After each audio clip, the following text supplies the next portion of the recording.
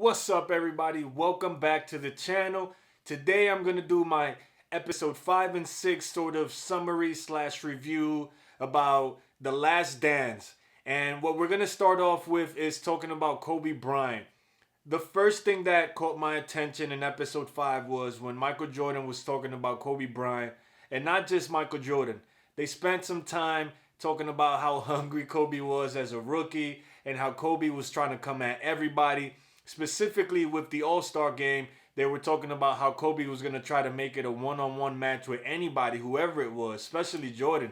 Jordan kept talking about him, which in reality just shows from the beginning how Jordan felt about Kobe Bryant. He probably saw himself in Kobe Bryant and discussed him a lot in this documentary. And I think episode 5 is just basically like a tribute to Kobe Bryant. The other thing that we see is Kobe Bryant himself talking about the first time or the first couple of times that he faced Michael Jordan and how he basically wanted to get like a real sense for how fast and strong Michael Jordan was and just kind of get out there and see what it was like to actually play with this, at the time, just iconic legend in person. Now the next thing in episode 5 goes on to talk about Jordan's shoe deal and Jordan in general as a brand.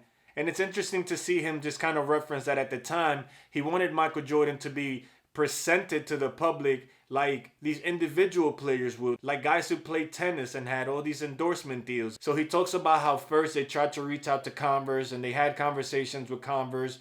But the issue that Converse had was that at the moment they had Dr. J, Magic, and Larry Bird, and those were the superstars in the NBA. So Converse basically said, listen, we can't do what you're asking us to do. We have bigger stars than Michael Jordan and we can't push him the way that you seem to want us to push him. So that was a big mistake for Converse because as we all know now, Michael Jordan has turned into this mega shoe seller with a brand that goes back to the 80s. And you know, there's even memes and jokes about Jordan re-releasing the same sneakers over and over again and every time them selling out. The next brand that they tried to talk to was Adidas, and Adidas basically tells them that they can't make it work.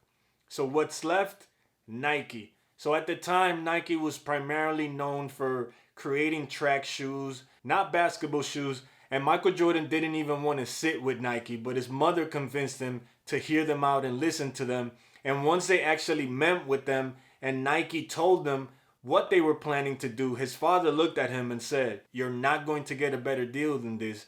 And that's basically how Michael Jordan ended up signing with Nike. Now the contract with Nike ended up being for $250,000, which was crazy at the time because if you consider the megastars of the time like Larry Bird and Magic Johnson, etc., they could probably get a contract for like $100,000. Michael Jordan, as a rookie, got a $250,000 contract. And the crazy thing about this was that Nike in the first 4 years or so expected to sell about 4 million shoes, and they said that they would be happy doing that. And the Jordan sneaker went on to sell 126 million shoes in the first year. Bruh, that's ridiculous. Like, what? That doesn't even make sense. Now at the time, even though they weren't making basketball shoes, they had this technology for their sneakers called Air, which they were starting to put into their sneakers. And I didn't know this. So this is why I love this documentary and wanted to see what I would learn from it. Air Jordan actually comes from that relationship between Nike and Jordan.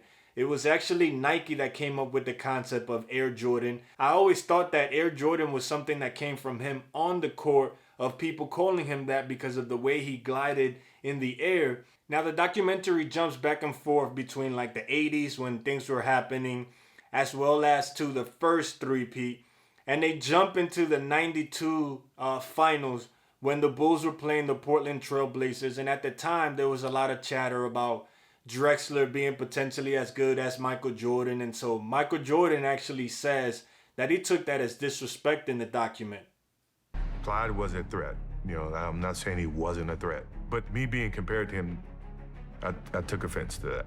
You see him there talking about and saying that he wanted to go out there and prove a point. And prove a point he did. He had 35 points in the first half of that game and hit 7 3-pointers in the first half. That right there, again, is another example of what drove Jordan to be who he is, and how he just took on the challenge and found any little thing that he could to get motivated to go out there and destroy whoever his competition was. Then after the season, they go on to talking about the dream team, and they talk about how the dream team was built. They get into the whole Isaiah thing and all of that, blah, blah, blah. One thing that I find just extremely funny and entertaining, and this cracks me up every time I see it, is when they were having a photo shoot and they have Michael Jordan, Magic Johnson, and Larry Bird. And Magic Johnson jokes not to get too close to Michael Jordan because the refs will call a foul. You can't get too close to Michael, it's a foul. After that, they get into that infamous game that they had. It was a practice where they split up the teams and they had them going against each other, where Magic Johnson was like the leader of one team and Michael Jordan was the leader of the other. And the back and forth just gets crazy. You see Magic Johnson talking about, I'm coming for you, hitting jump shots and doing all crazy things. And then Michael Jordan just basically gets pissed off and goes off. And then after that, you see like Larry and Magic talking about how that's when they basically knew that this was Michael Jordan's league. Now, when they actually start playing teams, they talk about the Croatian team being the one team that they would probably face in the finals. And it goes into talking about Tony Kukoc. They talk about how during this whole time, Jerry Cross, once again, making mistakes, talking to everybody about Tony Kukoc, and that kind of rubbed Scottie Pippen and Michael Jordan the wrong way. So they went into that game when they played Croatia, and their whole mindset was to shut this dude down. It's crazy to see that they interviewed Tony Kukoc, and he had no idea about this. He had no idea that Jordan and Pippen were going to come after him like that, or that there was any drama. Now, he did play the USA team again, and Tony Kukoc had a much better game. And you can see Jordan talking about how they liked how he bounced back and that he actually showed that he's a guy that does have some toughness. In here, the episode kind of finishes talking about Harvey Gantt and Michael Jordan. Harvey Gantt was someone that was running for office in North Carolina and asked for Michael Jordan to endorse him. But Michael Jordan did not want anything to do with it. As we know, Michael Jordan's about his money, but he avoided trying to get involved in politics or anything that could potentially hurt his brand. And that's where that sort of famous quote comes from, where Michael Jordan says that Republicans buy sneakers too. So they start to talk about Jordan a little bit and not being this perfect guy. Here you have a chance to support a man of color to win the election in North Carolina, and he wanted nothing to do with it. Now, on to episode 6. Episode 6 starts out a little bit slow. It talks about Michael Jordan not being able to have such a normal life, being bigger than life the way he was, being such an iconic person. Jordan cannot just go outside and enjoy himself. The next topic that caught my attention was Sam Smith writing a book about Michael Jordan. He tells stories about how Michael Jordan is not a great teammate and gives examples like him punching Will Perdue, as well as telling other teammates that if they passed the ball to a certain player he didn't want to touch the ball, that there were going to be problems. And it just shows sort of a crack in Michael Jordan's leadership. Now, they go on to talk about the Bulls playing the Knicks. And Scottie Pippen goes on talking about how the Knicks basically wanted to do what they did to the Pistons to them, and how they were the up-and-coming hungry team. The Knicks had won 60 plus games that year, and it seemed like this might have been the year that the Knicks were going to do it. The Knicks actually went up 2-0 in this series. And then all these crazy stories started to come out about how Michael Jordan was at the casinos in Atlantic City gambling. He was with his father the night after the first loss to the Knicks. And this went on to a whole different conversation where they were questioning Michael Jordan if he really wanted to win. Why was he at the casinos? They were questioning his leadership, and they were blaming the loss on him being out till late and not getting rest and not being focused on winning, when Michael Jordan was looking at it like, listen, we had just been beat. I wanted to get away from New York City, and I just wanted to just not think about the game and relax to kind of refocus so that I could come back and be productive for the next couple of games. Now, y'all know how Michael Jordan is. What this basically ended up doing was motivating Michael Jordan, and who at the time, for the most part, had been the sort of darling in the media, and everybody loved Michael Jordan. He was Mr. Wheaties, Mr. McDonald's. He was the guy that everybody wanted to be, like Mike. I want to be like Mike. And so for the first time in a while, Michael Jordan faced adversity and things weren't on the positive side for him. And all this did was motivate Michael Jordan.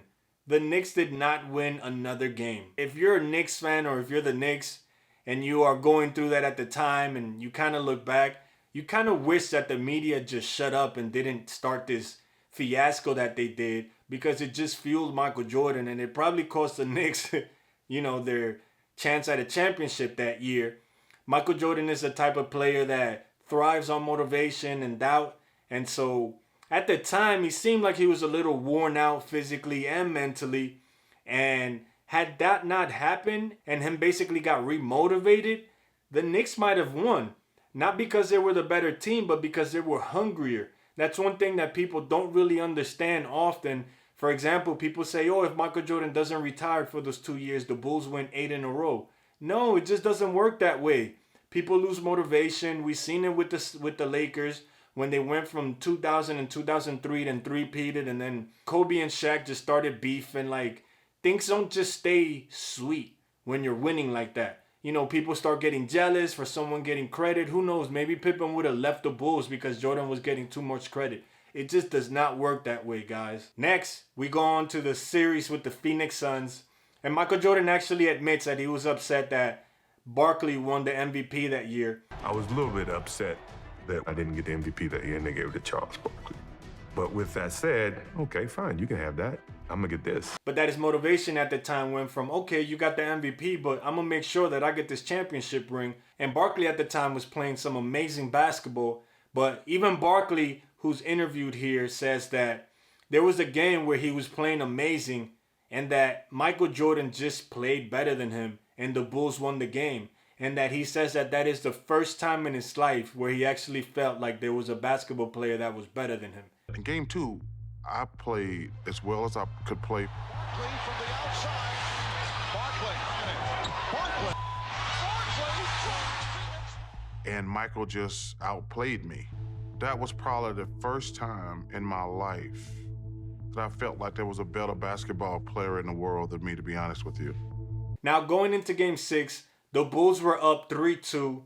And he's talking about how the team was dreading going back to Phoenix. But this is one of the things that shows Jordan's leadership. You see the good side and the great leadership from Michael Jordan, where he basically says, listen, I'm only packing one shoe. And when you go out there, just make sure that you have that mindset that we're not coming back here. So let's wrap this up and win this in 6. Now, I'm watching the game. They're showing the highlights. Phoenix was up 98-94 with, I think, like 30-something seconds left. And they make a critical mistake. They literally let Michael Jordan walk in for a layup, which cuts the lead to 2. And then they miss the ball, and the Bulls end up with the ball with like 13 seconds left. And this is where the ball ends up being swung across and ends up in the hands of John Paxson, who shoots a wide open 3 and basically hits the championship game-winning shot. Now, this is something I want to talk about. Again, I'm a LeBron fan, so let's go back to that shot by Ray Allen in a game 6 versus San Antonio Spurs, where he actually tied for the game. He didn't win the series. Miami and the Spurs went into overtime, and Miami still had to win that game in overtime. So to hear people talking about how Ray Allen saved LeBron's you-know-what, it's just nonsense. Why is it that when someone does what they're supposed to do or they come through for LeBron, it's a problem, but we have guys like Paxson who not only hit this game winner versus Phoenix, he also had a huge game before that when you see Phil Jackson telling Michael Jordan to pass him the ball and he goes off in the 4th quarter, as well as in the second three-peat where we see Steve Kerr hit a similar shot. Now, we haven't gotten there yet, but I'm getting ahead of myself. But that's the point. We've seen this happen with Sean Elliott making big shots for San Antonio. We've seen it with Robert Horry, who hit multiple shots for the Rockets, the Lakers, the Spurs. So let's just stop it. I don't know what would have happened if John Paxson doesn't make that shot. We don't know if Phoenix actually comes out blazing and wins that series in 7 games. And in general, we wouldn't have this idea that Michael Jordan never went to 7 games. All right, guys, this is it. This is where I'm going to end the video. If you like what you saw and you found some value in this video, please consider subscribing, hitting the like button, and sharing the video as well. If you're not new and you're already subscribed, please consider hitting the notification bell so that you're notified every time that I release a new video. And with that being said, I'll see you guys in the next video. Peace.